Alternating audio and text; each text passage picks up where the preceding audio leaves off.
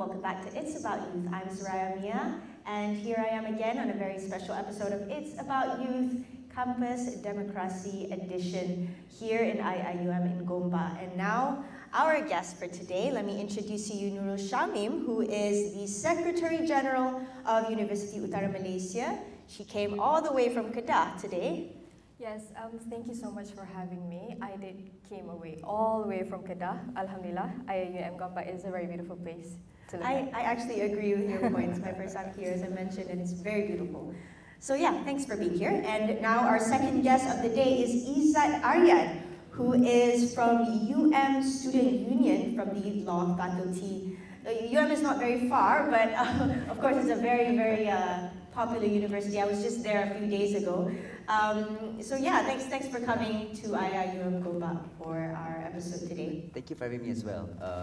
Of course, I don't come as far as from Kedah, but I can still come to UIA.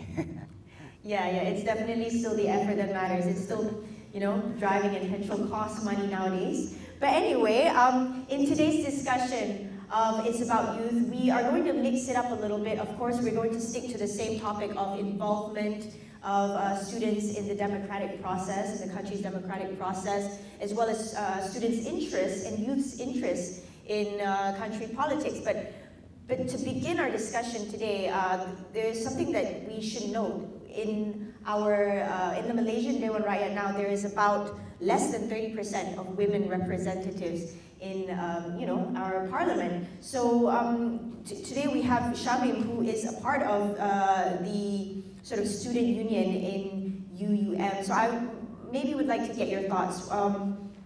Is this reflected in your campus democracy? The low percentage of representatives in Dewan Rakyat as well as in the campus democracy? That's actually a very interesting question to answer. And to give an overview of how the women representatives within the campus democracy is also less as how represented in Dewan Rakyat. Honestly, because it's not like we discourage women to join campus election, but I guess the norm where when we talk about leaders, when we talk about student representatives, the norm sees a face of a man to lead a community. It's not that women are impossible to become leaders. It's just that we're just too stuck into this sort of stereotype that when it comes to leadership, it's always the face of a man. I'm not trying to say that men are has less leadership skills compared to women, but it is the norm. And one thing, the challenges that I face personally, given that I am a woman, and also apparently given the circumstance, I'm also a second-year student running the campus election during my year, the visibility to encourage and to influence people that I can stand on the same part as other male leaders in terms of how I voice out my thoughts, in terms of how I can represent the voices of the students towards campus democracy. Those are the challenges that I face. Aside from visibility, is to fight the system, to fight this stereotype that is already generally used, generally understood by the society, that most women are emotional beings, not suitable to become leaders. Little do they know, when you try to keep an organization fully technical, it wouldn't actually give you the outcome that you wanted. You'd need the sentiment of a woman emotion within a democracy system. And also one thing, people are not really fond of women who are quite outgoing in nature.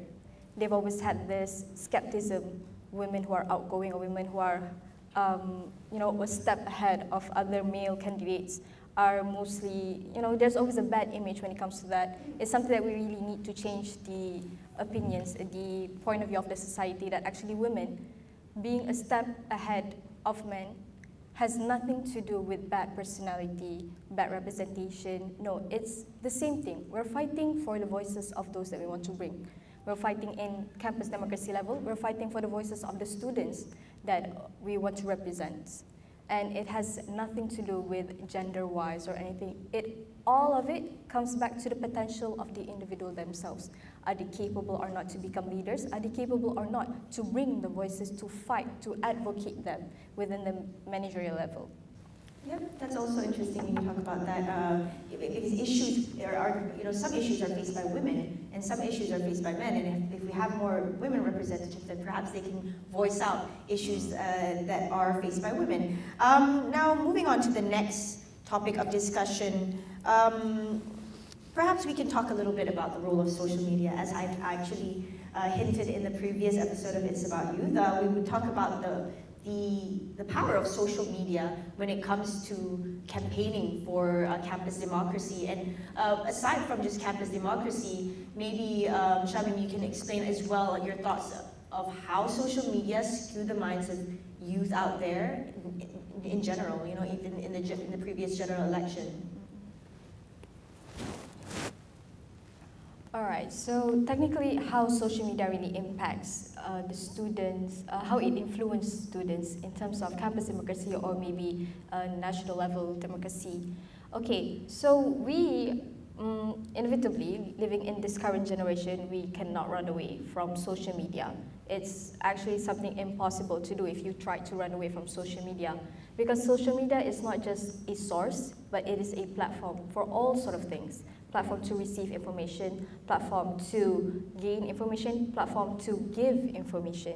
And in my experience, when I was running for the election, social media plays a really, really big toll in terms of me gaining visibility, given that I'm not really that acknowledged by most UUM students, and I was also running for the general seats. So social media plays a really vital role in how I try to influence other students to put their trust on my manifesto, put their trust on what I'm trying to fight for. And generally speaking, social media is like a ship that actually brings you to the real destination on what you're trying to search for. As an example, a student search on social media explains everything about that student himself. As an example, if you're a student who wants to know more about politics, then you use social media as your first platform to search about politics. So it's a matter of fact whether or not student wants to prioritize or facilitate, utilize their social media properly, or they would like to rather spend or waste more time enjoying entertainment rather than the real things that's happening. Because let's talk about the current issue that's happening in the world, global-wise, how the students of Columbia students are so progressive and aggressive in their protests for what's happening in Gaza. Without the power of social media, even us, Malaysia citizens, will not even acknowledge that these students who are protesting for the rights of other people in a different country are actually being beaten. Even if you're a woman, regardless of what kind of gender you are, beaten by the authorities of the American United States, just for voicing out for the voices of the Palestinian people. And honestly, without the power of social media, we will not acknowledge, we will not understand the real thing that's happening. If we just tend to receive information and not search it, not delve into what's actually happening in the world, then we are just receiving what's served to us. It could be something misrepresented. It could be something that's already been biased. So that's why social media plays a toll on a lot of things. And it's also essential for us students, especially us students, to prioritize, to facilitate and utilize social media well in terms of gaining those knowledge, gaining those information, and spreading it properly, not just for our own awareness, but for the people around us. Because students' voices are not the voices for just students. I would like to quote something mentioned by Saudara Alif Naif just now, where memang mahasiswa itu untuk masyarakat. We are the voices of the society.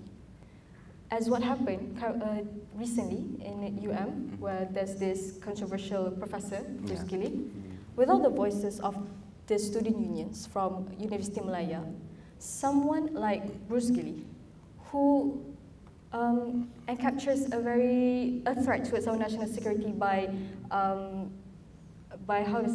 saying that Malaysia is trying to push a second Holocaust against Jews, when it's actually not the truth. Without the voices of these progressive and aggressive student unions, things like this will not be taken into account. Students without acknowledgement, student who does not use the platform around them properly, will not know how to channel their voices well for the right things. So I guess, yes, that's how important social media really does to the people around us, especially when we're in a digitalized era right now. I hope that answers your question. That definitely answers my question.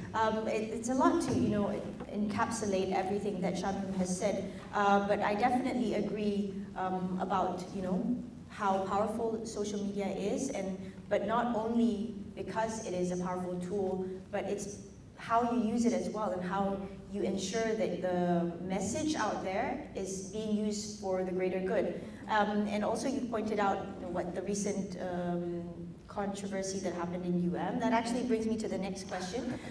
Being in the UM Student Union, how do you deal with issues when it comes to issues that involve the university's reputation, as well as things that are issues that are sensitive? How do you remain non-biased or non-bipartisan, if that makes sense? Okay. I think in the Bruce Gilly issue, we have to first understand that as a student union, we have to be separate from what the administration wants. Because usually what the administration wants is different from what the mahasiswa needs or what the mahasiswa wants. And that is exactly what happened in the Bruce Gilly issue. When we tried to pressure the administration to call out names or perhaps just give an apology, they only gave us very one-page apologies, which was not enough. Because we wanted to know more and wanted to know why this thing actually happened in the very first place. Because they can always cross-check names of Fahmi Reza whenever we ask them to come, and then they can ban him from coming. But whenever it comes to a speaker, they, like such as Bruce Gilly, they never give any thought about it. So I think the first thing they have to first acknowledge here is that we are an independent body, separate from the university. Because when we first understand that is when we can start to chart our own path as to how we can look at issues surrounding university, especially when it affects the university's reputation. Because I always believe that the administration stance is usually not, it can be the right stance, but it's never a stance that we should always conform to. If it's right, let's say one day university condemns the atrocities happening in Gaza, then we will follow. But since what they did with Bruce Gilly is obviously a fault, we need to condemn those things, although it might tarnish the reputation of the university, because we still feel, as the students, that they aren't giving us enough collaboration or participation in what their choices are. For example, when Bruce Gilly was called, the student union was never told of this happening. We just knew that the faculty administration called and invited Bruce Gilly up. But secondly, and most importantly, I think we also have to understand that as a union, we have to always check the university administration, because especially when there are structures in place such as HEP, where they always try to control our voices and control activities, we have to make sure that the students understand that we're always for them. And despite perhaps we try to call quote-unquote controversial figures such as Fahmi Reza, we tried to call Fahmi Reza before, but got banned. To them, it might tarnish the reputation of the university, but to us, that is a step forward in making sure students are involved in politics, students are always know about politics, and students are always engaged in issues, especially if they're controversial. I hope that answers your question. Yeah, definitely. Now, a little bit more about social media and its role in raising awareness among students. Just a quick one on you. How do you think social media can increase the interests of youth to be involved in national democracy?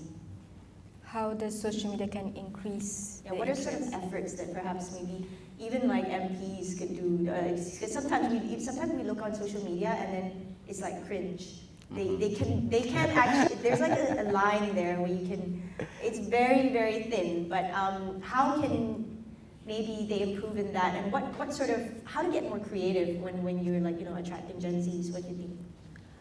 Okay, so we Gen Zs are easily attracted to something new. Honestly, I believe, I'm not sure, but most students who are watching this, I guess you guys have seen on your For You page the compilation of the funny things said in the Parliament Hall, right? Mm-hmm. So actually those, although it seems ridiculous, those are one of the things that actually attract students to know more. Actually, what's happening in the parliamentary level to the point that there are some ridiculous remarks coming out from the ahli parliament and so on.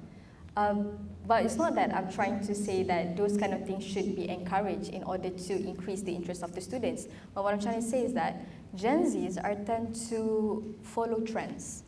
And to see the MBs following the trends could be one of the ways for them to attract us students or youngsters to know and learn more about what's happening in the political state. Because as an example,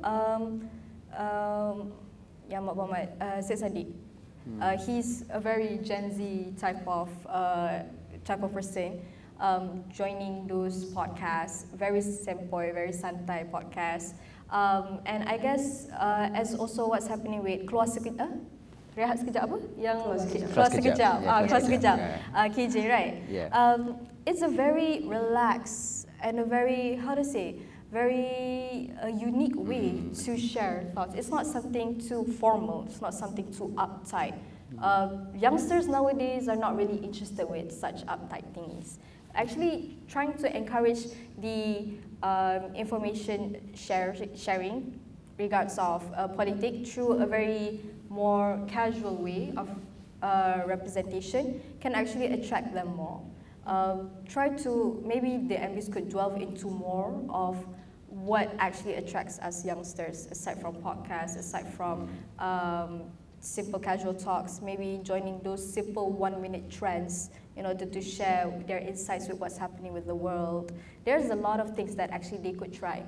It's just a matter of fact, would these MBs would like to step out of their comfort box and try to indulge with what us youngsters are interested in. I guess that's my answer. Thank you. Yeah, whether they like it or not, I think, did you mention earlier that we cannot run away from social media? Yes, I did. Yeah, so definitely I must agree with that one. Now, maybe Izzat, you can give us your experience on how you leverage on social media when it comes to campaigning for student union positions. Okay, I think first, as context, I think we have to first realize that most of youngsters nowadays are on social media. So as much as campaigns can happen physically, it's always better to go on social media. You can go on TikTok, go on Instagram, because that's where the reach is. Maybe some students wouldn't like the fact that you are parading outside their dorms, but the fact that they are scrolling at your story at 1 o'clock in the morning might reach out to them, you know? So those are the kinds of reaches that we can look at. But how I leverage is, because most of my campaigning was done online, I did particularly two things. Number one, there were all of my postings, main postings, if they were done on flyers, I also posted them up on Instagram. So stuff like manifestos, stuff like my speech, I would say call to action speech, all of them were done on Instagram and shared towards people in the law faculty who were about to vote for me. And then second is because we had a debate at the faculty I would say to just between all the candidates who were running for the law faculty elections, I had a team that helped me to record whatever we mentioned, the entire session that occurred during that particular debate. And I think these kinds of discussions and these kinds of content that is made throughout the elections can always be used for students to understand the candidates better. Because I don't think physical campaigns work that well anymore. Flyers, banners are nice and pretty, but how you can really touch the hearts of students is by ensuring that you do posts as much as you can, you make stories, you make TikToks if you can, but I didn't do the funny TikToks. I know some of my mates who did run that year made lots of memes, you know, made lots of TikTok dances to gain more reach. I did not do that. I don't want to sacrifice my dignity for that. I was just about to check your TikTok. Did you also? I didn't. Don't worry. So yeah. But I still feel that at the end of the day, you still need to have a clear message that you bring in through your social media campaigning. It's the same as physical campaigning. So if you are able to bring that message to, for example, a number of posts and number of call to action speeches through social media, and students can understand that narrative that you're bringing, the change that you're proposing, that is already a good anchor factor for you to bring them in and vote for you. That would be my answer.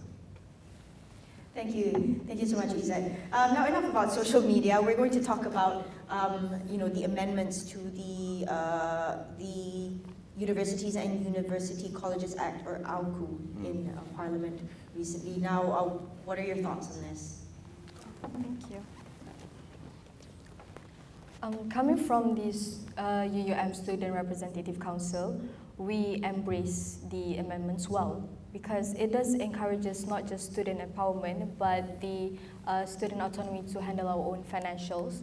There's a lot of things when it comes to the AWCU amendments, but most importantly is how we as students finally gain the autonomy to be in control of certain things that actually gives benefit for us. Because one thing for sure, it's not that we are no longer tied with the management or with the university authorities, but it just shows how the ministry level actually cares about student empowerment and also student voices in terms of handling their own organization, their own student body. Because at the end of the day, the one that will be serving the students are us students. So by having that amendment, we embrace it well. And in terms of financial autonomy, although it's not like completely given, the autonomy is given to us, but it is a stepping stone for us to be more, to be more controlling of our own organization without being tied with authorities. Because one thing, as what mentioned during the first session, regardless of any organization, you somehow inevitably are restricted by the level above you, the authorities above you. So by having such amendment, giving that autonomy power, not just encourages student empowerment, but also encourage students to organize their own student body well, because it is for the sake of the students. Nobody understands the students more than the students themselves. That's for one. So for us to be tied with the authorities without them actually understanding what's currently happening among the students is something very restricting. So it is actually a very good leap of chance for us students who understand the needs, who understands the rights of other students well, with this given autonomy, to fight for their voices more, to have a better, to represent their needs better, and to make sure that any voice that we try to advocate for these students are heard properly within a proper channel, not like something that you just go through messily. These student representative council who are given the responsibility from the students themselves are the ones that will serve and are the ones that will bring any sort of issues in order to fight for that issue. The amendment actually gives us a very, very good chance to be more empowered in terms of those managing our organization and such. Thank you. What are your thoughts on this, Izzat? Would you like to add anything on the AWCU amendments, the recent one? It has been, amended many, many times in the past years. So the latest one, what are your thoughts on this? I think the amendments are a good step, but they're not enough. Sure. I feel that in order for us students to really, for the student union to really flourish, we need to have full financial autonomy. And unfortunately, what the amendment does is still places some restriction, some power into the hands of the management to still control our finances. I acknowledge that they now still allow us to make our accounts on our own. By right, we should be able to still control those accounts, but we still have to follow the, we still have to get the management's discretion on opening such accounts. So what happens usually is that the management may set perhaps rules in order when we have to apply for such accounts.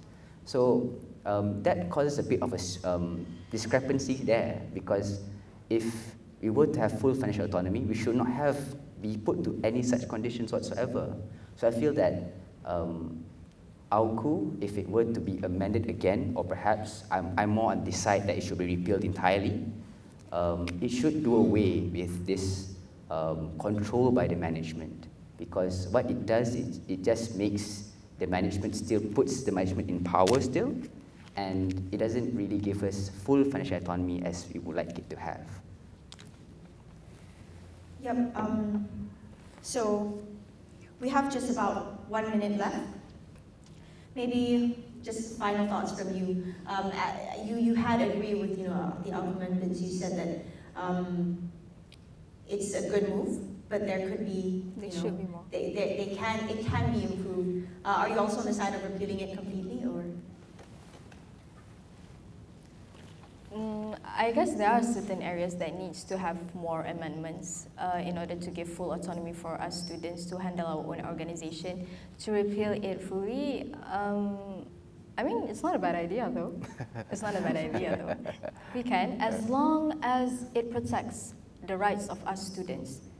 I am not completely against it, but as long as any action taken by the Ministry of Higher Education is for the sake of protecting our rights as the students while not restricting our voices, then I am down for it.